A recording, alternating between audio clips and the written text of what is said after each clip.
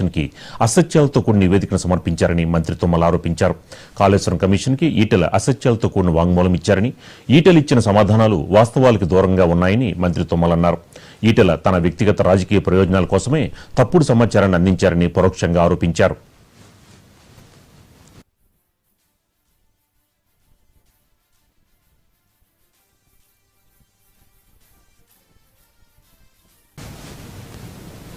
ఈటెల రాజేందర్ ప్రస్తావించిన sub committee Kaleshwaram నిర్మాణం కోసం వేసింది కాదని, మేడిగడ్డకు అనుమతులు ఇచ్చిన తర్వాతే ఈ కమిటీ వేశారని తుమ్మల చెప్పారు. దీని ద్వారా ఈటెల ఉద్దేశపూర్వకంగానే తప్పుడు వివరాలు చెబుతున్నారని తేల్చి చెప్పారు. ఈటెల చేసిన ఆరోపణలకు సరైన ఆధారం లేదని, ఆయన వాదనలు అవాస్తవాలని తుమ్మల నొక్కి చెప్పారు. ఈ వ్యవహారంపై మరింత స్పష్టత ఇవ్వడానికి, వాస్తవాలను వెల్లడించడానికి తానే స్వయంగా సుమోటోగా కమిషన్ దగ్గరికి వెళ్లాలని భావిస్తున్నట్లు మంత్రి ప్రకటించారు.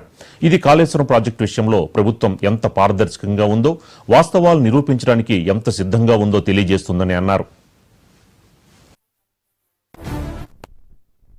సబ్ కమిటీకి కాళేశ్వరం నిర్మాణానికి అనుమతి ఇచ్చింది సబ్ కమిటీ అనే వాదన ఆయన గారు ఏదైతే ప్రస్తావించారో అది వాస్తవం కాదు. అది వాస్తవానికి దూరంగా ఉన్నటువంటి అంశం.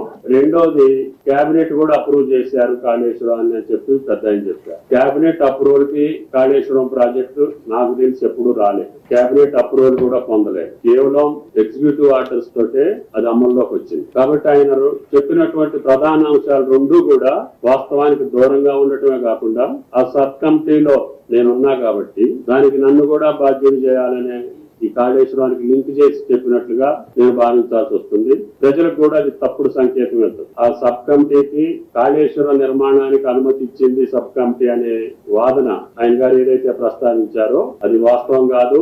అది వాస్తవానికి దూరంగా ఉన్నటువంటి అంశం.